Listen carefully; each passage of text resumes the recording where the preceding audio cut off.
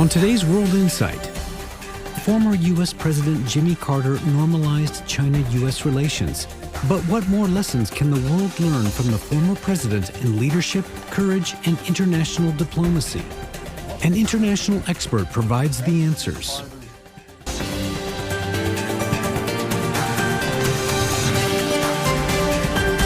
Hello and welcome to World Insight with me, Tian Wei.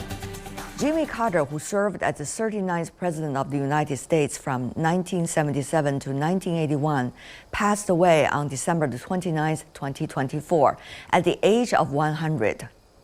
A state funeral was held in the U.S. Capitol on Thursday in honor of President Jimmy Carter. Now, China-U.S. relations remain a cornerstone of global stability, yet they are increasingly challenged by the shifting political dynamics. The question of how the two countries can manage their differences, foster cooperation, and address global challenges becomes ever more pressing. Now let's take a look with my latest interview with Stephen Orlins, President of the National Committee on U.S. China Relations. Thank you so much, Mr. Orlins, for joining us.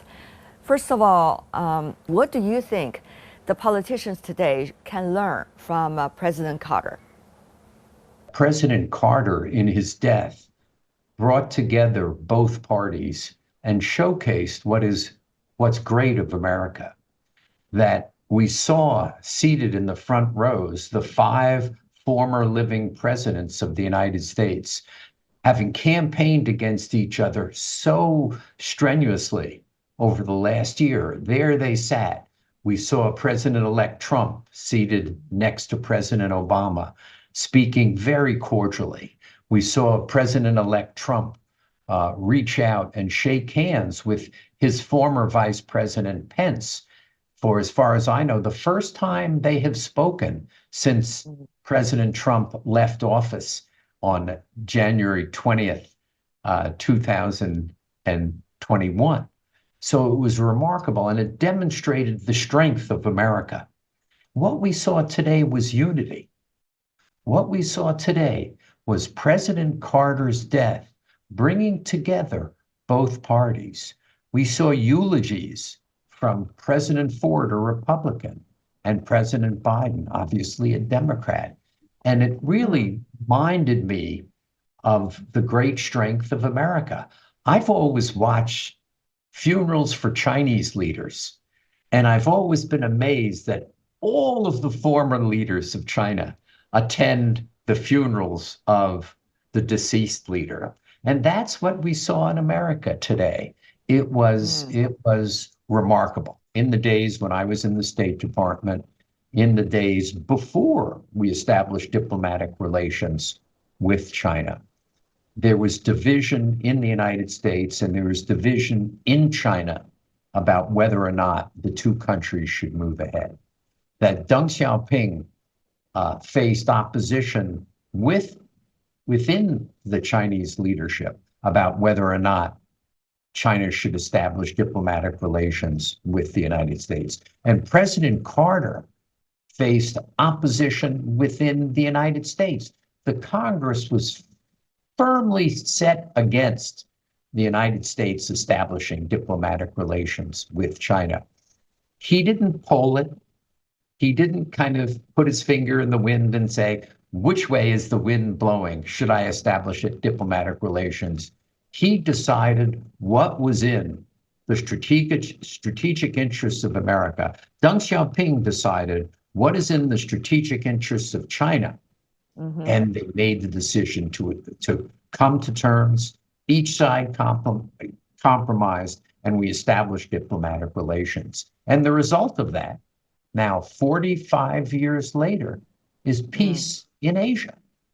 That over the last 45 years, as opposed to the decades and decades before that, when we almost had constant war in Asia, we've had peace in Asia. And that's a result of the vision of those two great leaders. So what I hope politicians learn today is it's the vision that counts, not necessarily the polling. The majority of people may not even agree with what that decision was.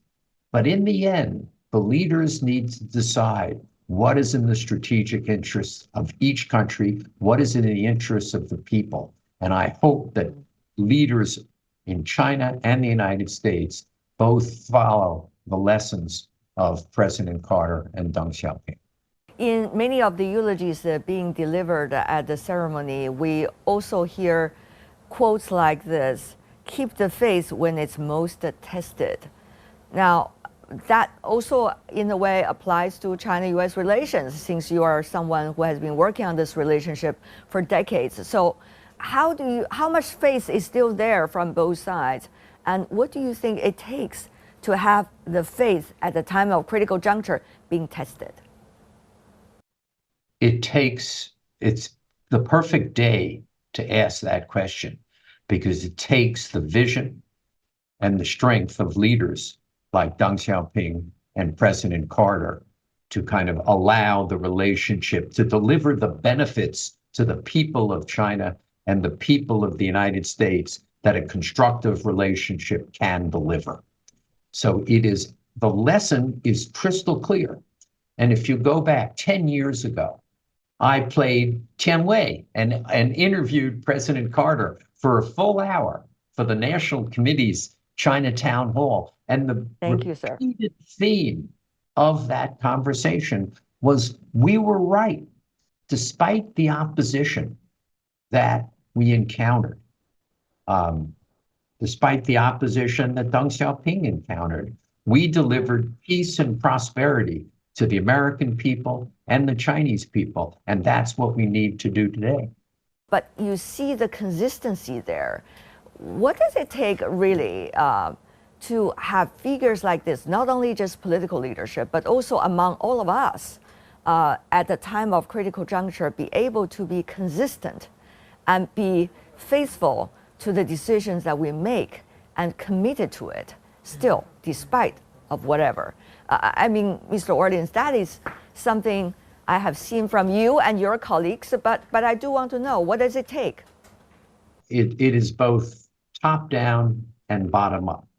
So the top down I've discussed in the sense that it takes the leaders to recognize the benefits that can accrue to the people of the United States and the people of China from a constructive, productive U.S. China relationship. But it also requires that the people to kind of understand the benefits that flow from a positive relationship between the United States and China. And that's the job of CGTN, CCTV, ABC, CBS, NBC, CNN. It's the jobs of people in the media to obviously talk about the problems, but also talk about the benefits that can accrue from a beneficial U.S.-China relationship. And it has to be, top down and bottom up. The people need to decide. Ultimately, it's the people who direct the leaders what they want to do. But on the other hand, Mr. Orlins, we also see, the important roles that business community plays, the important roles the academic community plays, and the list goes on. As long as they can speak up and they want to speak out, then the media will have materials to cook and to put together to present to the public. So it takes a whole layer of different communities together. Yes, I agree with that. But what the governments need to do is create circumstances where businesses want to speak out. So both the Chinese and U.S. governments need to create environments where businesses can compete on a level playing field, make money, reward their shareholders, and want to speak out about U.S.-China relations. We need enough people-to-people exchanges to have the people on each side saying, gosh, isn't it great? Shouldn't we be closer to the Chinese people? And the Chinese people saying, isn't it great that we should be closer to the Americans? There's we need so many more American students to go to China.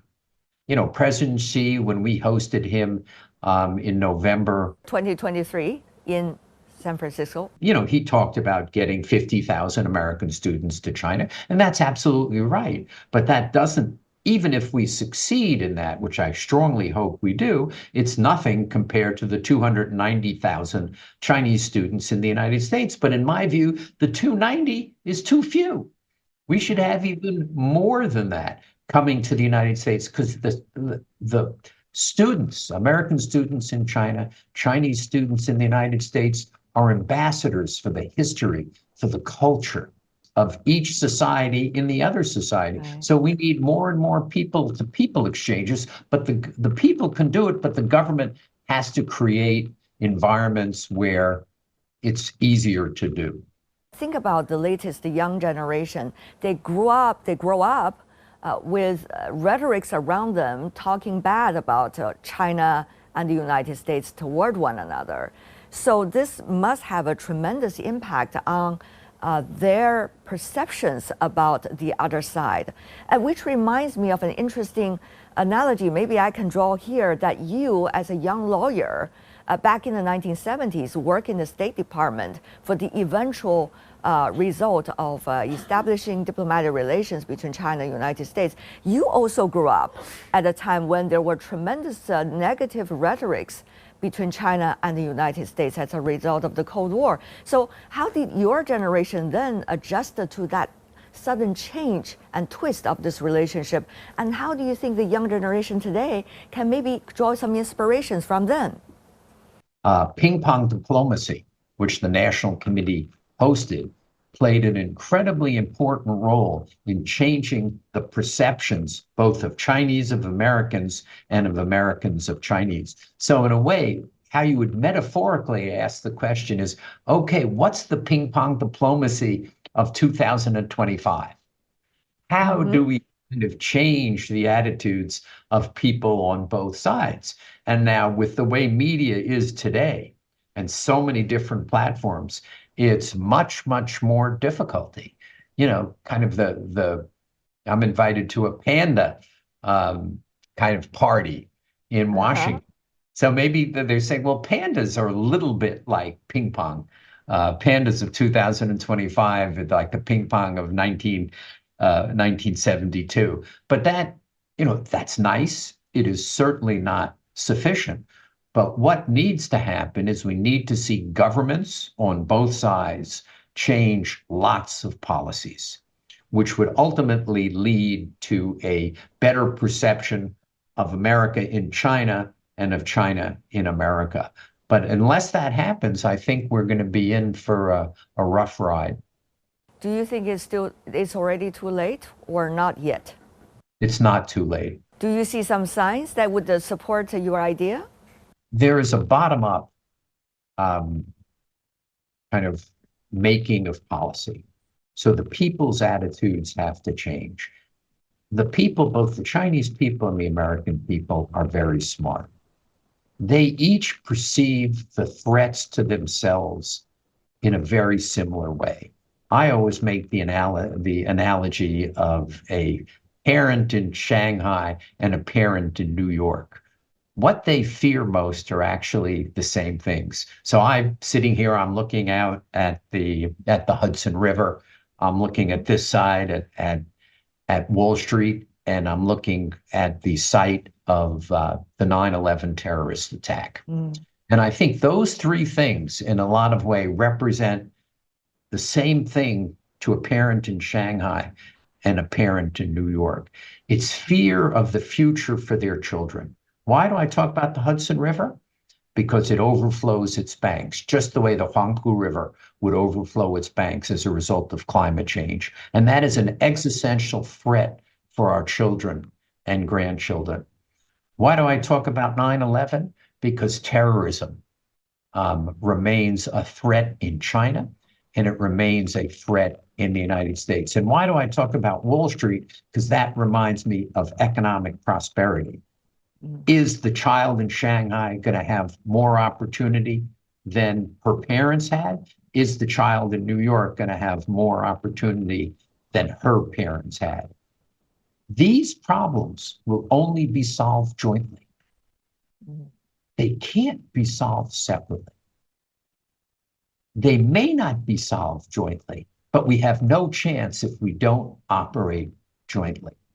I think the people will, over time, as these circumstances continue to deteriorate, will recognize that, and they will be telling the leadership, shouldn't we be have a more cooperative relationship with China? And China, they'd be saying, shouldn't we have a more cooperative relationship with the United States? And ultimately, that push from below tells the leadership we have to do the right thing. And then that gets back to President Carter, who understood, even though the polling told him not to do this, he understood that it was in the long-term interests of the American people. And Deng understood it was in the long-term interests of the Chinese people, and we need to make compromises to get it done. In my view, it's the confluence of those two, the bottom up and the top down, will allow the U.S. China relationship to flourish once again. I don't know if it's going to be next year, 5 years from now, 10 years from now, but it will be sometime.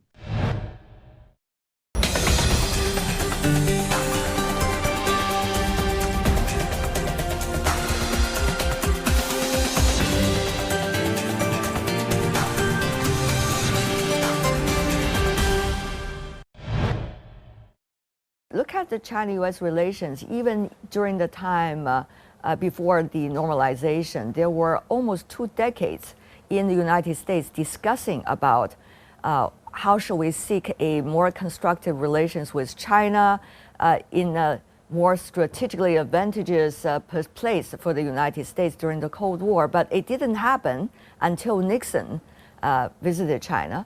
And the normalization since Nixon visit take another 7 years to be realized. So it seems that there are very incremental and kind of process that has to be there, Mr. Orlins.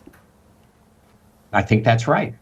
That Nixon obviously was ideally suited to make this great new grand bargain with China, because he came from the anti-communist right wing of the Republican Party.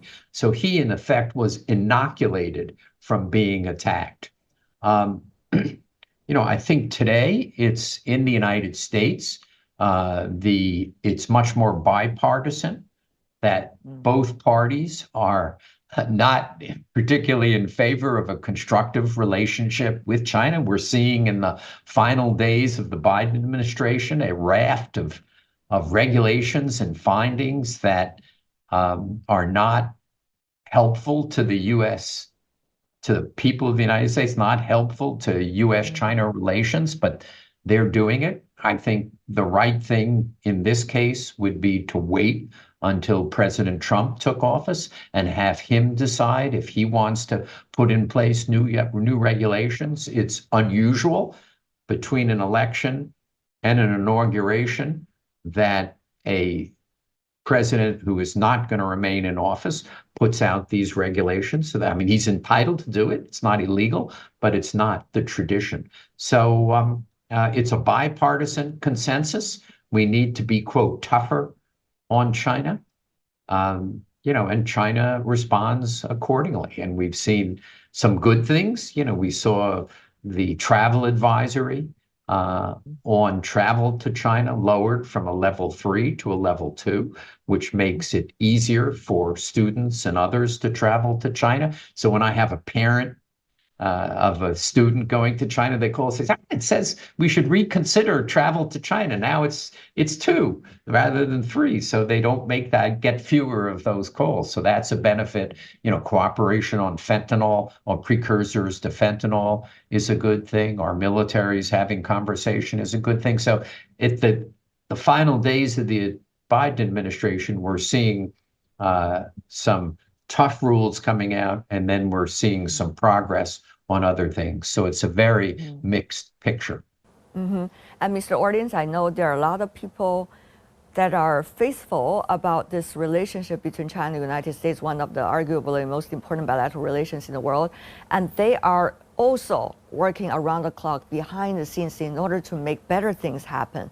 On that, do you have anything to share with us, or what might be the best practices and the principles to hold right now, leading up to the... We've already heard President-elect Trump talk about his good relationship with the president of China. That I have repeatedly said that it's the leaders that need to move the bureaucracy. It's very difficult for the bureaucracy to kind of make decisions on something as sensitive as U.S. China relations without the leaders speaking. So I've advocated having our leaders speak regularly. I've advocated having the American president go to China annually, the Chinese president go to America, come to America annually.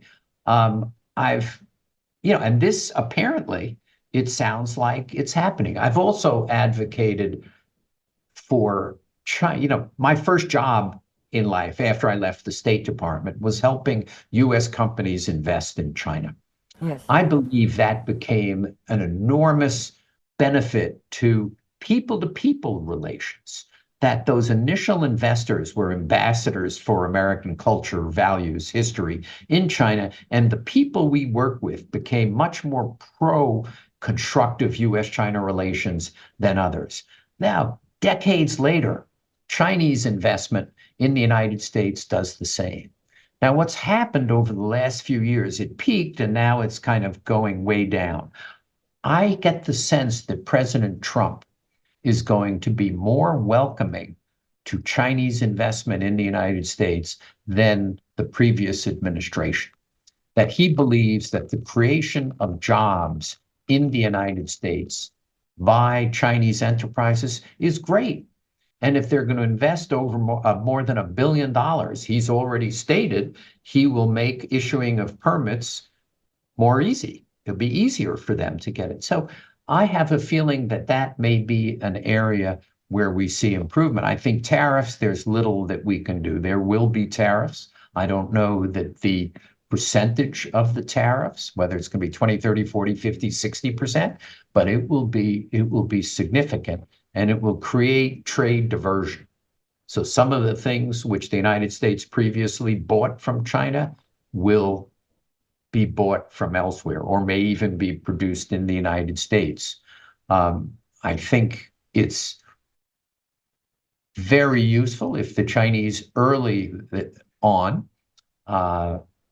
import more energy from the United States, import more agricultural products from the United States, import more airplanes from the United States. Boeing it's got a huge number of undelivered airplanes that are destined for China. And these can kind of lower the bilateral deficit, which will be, the President-elect Trump cares a lot about that. So there are things that can be done which can make the relationship more constructive. I think the Chinese government should not be passive, that they should start to do some of these things to signal that they're prepared to have a more constructive relationship. And in the trade area, that is very important. Consensus in China has been building about more policies for opening up, about turning the economy more toward structural reform and implement them. So from a rich knowledge background about China, how do you think all of these things put together might also help to a certain extent with the constructive relationship between China and the United States in the future? I think structural reform in China will be extremely beneficial to a constructive U.S.-China relationship. It's something which, if you go all the way back to 2017, 18, when the first Trump administration was negotiating what was called the Phase 1 trade agreement, the Phase 2 trade agreement was going to have a lot of structural reform in it. And that would be beneficial because it would give U.S. companies a level playing field, not to be disadvantaged by state-owned enterprises, not to be disadvantaged by a structure which favors domestic products over international products. So I think that would be a great first step. And if China is going to do that, they certainly should very early on go and see our secretaries of the Treasury, Commerce, and State and explain what they're planning on doing. Because I think it's what I've advocated in my speeches. I think it not only benefits U.S.-China relations, it benefits the Chinese people. The Chinese people have more selections of goods and more ability to earn money if structural reform occurs. So I think that would be a great first step. All right. You always use a famous quote coming from Mao Zedong, the late Chinese chairman, in describing how much confidence we still have about our way forward despite of difficulties. I really wonder, how are we going to wrap up today's conversation? The same quote or something else, given the circumstances? 在困难的时候看到成绩，看到光明，提高我们的勇气。I think it's pretty good for today. Yeah. I think we're potentially going to head into a difficult period, but we do have to look at our record. We do have to look, Tianwei, I'm old, that I was around during the war in Vietnam. I was around during when American soldiers were dying and Chinese soldiers were dying in the Pacific. And we should remember that since we established diplomatic relations, almost nobody has died. I mean, it's been a death or two. And that's a product of a constructive U.S. China relationship. I think, the 提高我们的勇气, I think there's going to be criticism from both sides for standing up for constructive U.S. China relationship. And I think you got to be brave. You have to just stand up and say, okay, criticize me. But, I'm confident because even if I'm a minority, I'm confident because I like the people who agree with me. I think if I'm going to fight a war, I want those people to be, my comrades in arms. I think that's terrific. It's not the first time I've been a political minority. And last but not least is I'm sure I'm right. I'm absolutely certain that a constructive U.S.-China relationship benefits the people of the United States and the people of China. So I'll keep doing what I'm doing. Do the right thing, as they say. Do the right thing. Stephen Orlins, thank you so much, sir, as always. Great to see you. That's my latest interview with Stephen Orlins, president of the National Committee on U.S. China Relations. That's all the time we have for today. If you'd like to know more, search World Insight, check out our YouTube channel, follow us on X and Facebook.